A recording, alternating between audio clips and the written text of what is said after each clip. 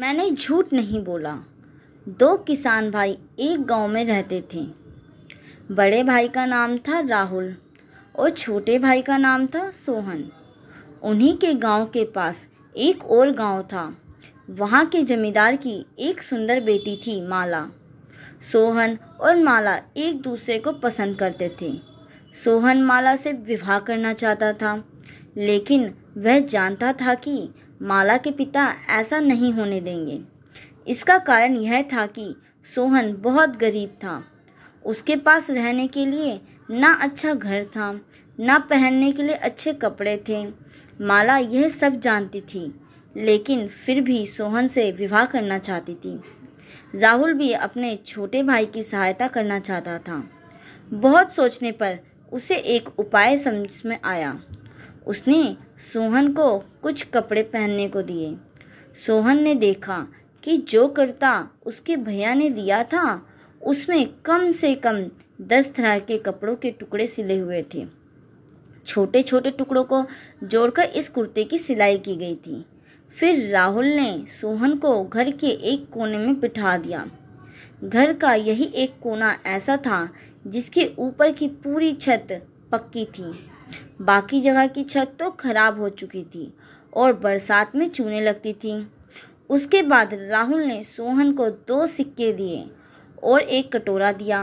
उसने सोहन से कहा, ये सिक्के एक हाथ से दूसरे हाथ में डालो और फिर कटोरे में डालो, फिर उठाकर गिनो और कटोरे में डालो।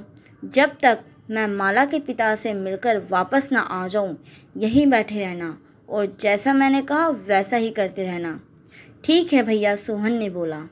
राहुल माला के पिता के पास पहुंचा और उनसे कहा, मैं अपने भाई सोहन के साथ आपकी बेटी माला के विवाह के बारे में बात करना चाहता हूँ।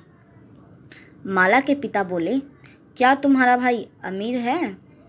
राहुल ने कहा, मैं सच कह रहा हूँ कि इस समय बैठकर वह सिक्के गिन रहा होगा।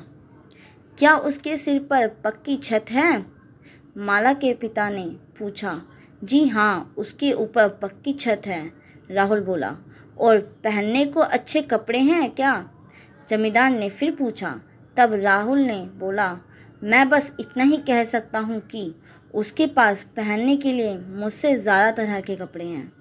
जमींदार को विश्वास हो गया कि सोहन अमीर है।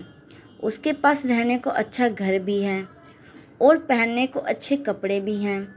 राहुल ने ऐसा कुछ नहीं कहा था, लेकिन उसने झूठ भी नहीं बोला था। इस तरह जमींदार ने अपनी बेटी माला का विवाह सोहन के साथ कर दिया। सोहन बहुत ही समझदार और गुणी था। जब वह माला के पिता से मिला तो वह इतने खुश हुए कि अपनी सारी शर्तें भूल गए। माला और सोहन का विवाह धूमधाम से हुआ। राहुल ने हंसते हुए जमींदार से कहा, मैंने झूठ नहीं बोला था। दोस्तों, अगर आपको ये कहानी अच्छी लगी हो तो प्लीज़ इस वीडियो को लाइक करें और अपने फ्रेंड्स के साथ ज़रूर शेयर करें। Thank you so much.